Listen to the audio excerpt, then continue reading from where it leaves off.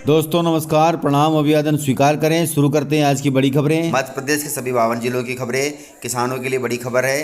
खाद पर हो रही है कालाबाजारी, खाद मांगने पर किसानों की हो रही है दुर्दशा। वहीं खंडवा उपचुनाव में अजब गजब उम्मीदवार हैं, उनके बारे में जानकारी लेंगे। उपचुनाव को हल्के में न ले, क्योंकि यह प्रदेश की जनता की तकदीर लिखता है। वहीं सीएम शिवराज सिंह चौहान ने लाडली लक्ष्मियों के बैंक खातों में ट्रांसफर की है राशि।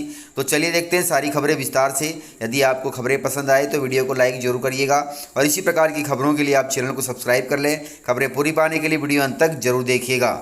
किसानों के लिए बड़ी खबर है। केंद्र सरकार तय करेगी मध्य प्रदेश के लिए फसल बीमे का फार्मूला, क्योंकि किसानों को फसल बीमा देना है। फसल बीमा के लिए कृषि विभाग ने पिछले साल की सरप्लस शेयरिंग व्यवस्था को बरकरार रखने का प्रस्ताव दिया है। इसमें बीमा कंपनी की देनदारी कुल प्रीमियम के 80 से 110% रखी गई है, अर्थात सरप्लस शेयरिंग के तहत किसानों को ज़्यादा से ज़्यादा मुआवजा मिलता है। मध्य प्रदेश में पिछले साल 44 लाख किसानों ने खरीफ फसलों के लिए बीमा कराया था। इस बार भी किसानों ने ज़्यादा बीमा कराया है। इसके लिए सीएम शिवराज सिंह चौहान ने केंद्रीय कृषि मंत्री नरेंद्र सिंह तोमर से मुलाकात करके सरप्लस शेयरिंग व्यवस्था को लागू करने की अनुमति देने का अनुरोध किया है। विभागीय अधिकारियों का कहना है कि पिछले साल खरीफ और रबी फसलों के लिए बीमा कंपनी का चयन करने के लिए 3 बार निविदा बुलाई गई थी, लेकिन प्रीमियम की दर काफ़ी अधिक आ रही थी। इसे देखते हुए सरप्लस शेयरिंग व्यवस्था लागू की गई थी।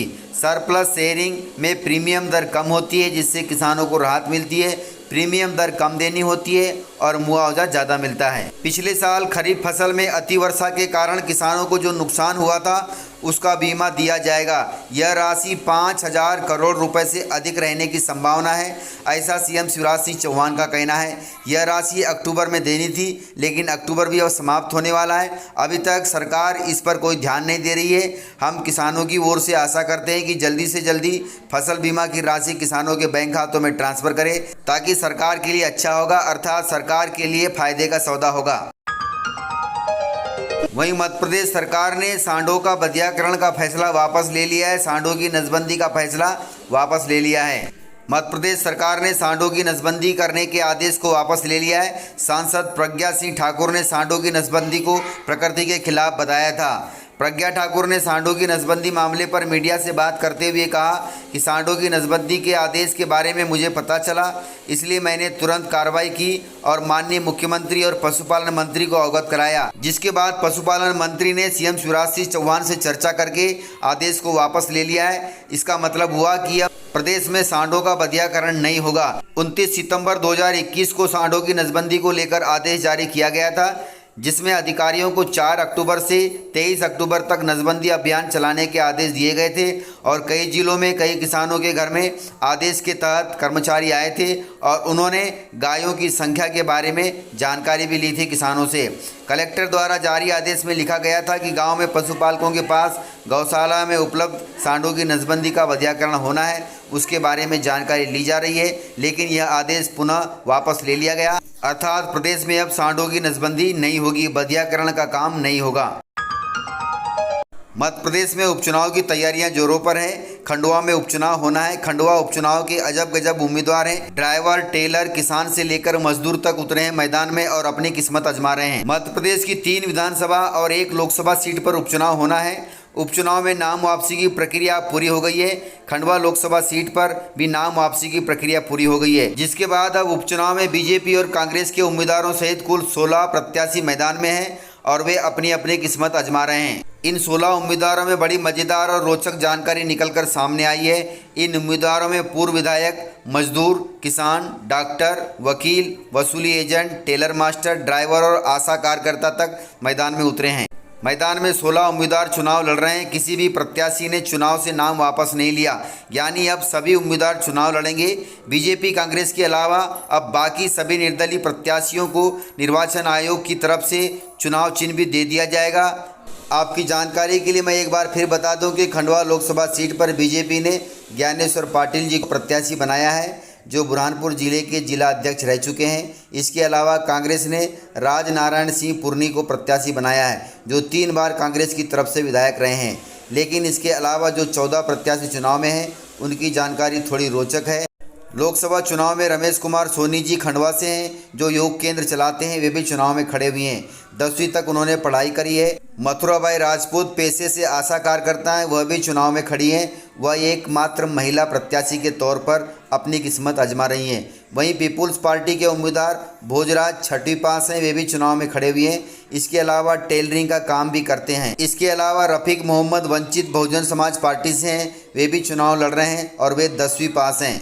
वे डॉक्टर हैं, वह भी अपनी किस्मत आजमा रहे हैं। चंपालाल पेशे से ड्राइवर हैं, वह भी चुनाव में अपना दम दिखा रहे हैं। ITI डिप्लोमा कर सोलर एनर्जी का काम कर रहे हैं। चेतन राठौर जी भी अपनी किस्मत चुनाव मैदान में लगा रहे हैं। बुरहानपुर के रहने वाले जहीर उद्दीपन अधिवक्ता हैं, अर्थात वकील हैं, वे भी चुनाव में अपनी किस्मत आजमा रहे हैं। वहीं किसान दारा सिंह भी चुनाव मैदान में अपनी किस्मत आजमा रहे हैं। खंडवा लोकसभा सीट पर 19 लाख से ज़्यादा वोटर्स हैं। 2900 EVM मशीन उपलब्ध कराई गई है राज्य निर्वाचन आयोग द्वारा, जहां जनता 30 अक्टूबर को इनकी किस्मत का फैसला देगी और इनकी किस्मत का फैसला 2 नवंबर को आएगा। देखना होगा कि यह फैसला किसके भाग्य का उदय करता है और किस पार्टी को बहुमत देता है। वहीं सीएम शिवराज सिंह चौहान ने मध्य प्रदेश की लाडली लक्ष्मियों को दिया है बड़ा तोहफा। उनके बैंक खातों में ट्रांसफ़र की है राशि। मुख्यमंत्री द्वारा भोपाल में आयोजित लाडली लक्ष्मी उत्सव के अंतर्गत प्रदेश की 21,550 लाडलियों को 5,99,00,000 की छात्रवृत्ति का अंतरण किया गया है, जो उनके लिए खुशी की बात है। तो इस प्रकार से बैंक खातों में आप चेक करके पता कर सकते हैं कि लाडली लक्ष्मी योजना के तहत जो आपकी बच्चियों को राशि आई है वह आपके खाते में पहुंची है या नहीं। रासायनिक खाद को लेकर के किसानों के साथ बड़ी हो रही है दुर्दशा। सरकार के मंत्री भी किसानों की बात नहीं मान रहे हैं और उनके साथ में गलत बर्ताव कर रहे हैं। तो इस प्रकार से मैं डेली खाद के बारे में आप सभी को अवगत करा रहा हूं कि प्रदेश सरकार तो कह रही है कि प्रदेश में खाद की कोई कमी नहीं है, लेकिन हकीकत कुछ और है। चंबल संभाग में खाद पर बवाल बढ़ता जा रहा है। मुरैना के कैलारस में फसलों को बचाने के लिए खाद लेने गए अन्नदाता पर पुलिस ने बहुत बेरहमी से अपना वार दिखाया। वहीं भिंड में मंत्री ने बेइज्जत भी कर डाली किसानों की। नगरीय प्रशासन राज्य मंत्री OPS भदौरिया को गांव वालों ने, किसानों ने जब खाद न मिलने पर अपनी समस्या बताई तो मंत्री जी किसानों पर झल्ला उठे। मंत्री जी बोले, चल हट, दिखाई नहीं दे रहा है, कलेक्टर से बात कर रहा हूँ, तमीज नहीं है क्या? मंत्री से कैसे बात करते हैं? तुम क्या राष्ट्रपति हो? अर्थात किसानों को राष्ट्रपति तक की पदवी दे दी, जबकि किसान अपनी परेशानी बता रहे थे। इस दौरान मौके पर मौजूद लोगों ने वीडियो बनाकर सोशल मीडिया पर अपलोड कर दिया और यह वीडियो वायरल हो गया। इसके बाद कांग्रेस के स्थानीय पदाधिकारियों ने बीजेपी को घेरना शुरू कर दिया। गांव वालों ने मंत्री जी से खाद की समस्या को लेकर गुहार लगाई थी। इसके बाद मंत्री ने कलेक्टर से फ़ोन पर चर्चा की।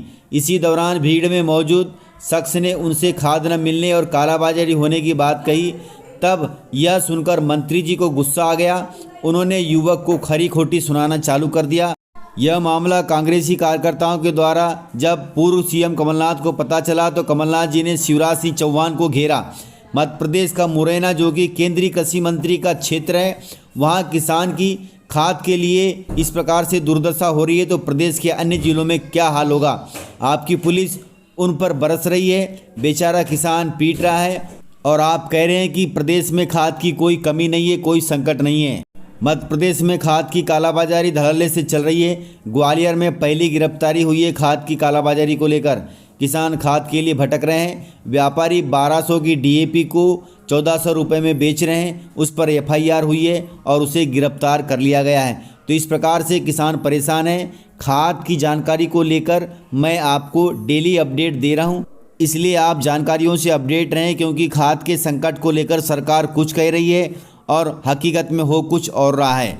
तो इस प्रकार से जानकारियाँ थी। यदि आपको जानकारियाँ पसंद आई हो तो वीडियो को लाइक ज़रूर करिएगा, और यदि आपने वीडियो पूरा देखा है तो उसके लिए बहुत बहुत धन्यवाद। वीडियो को ज़्यादा से ज़्यादा अपने दोस्तों में शेयर करें ताकि वे भी जानकारियों से अपडेट रहें और जानकारियों का लाभ ले सकें।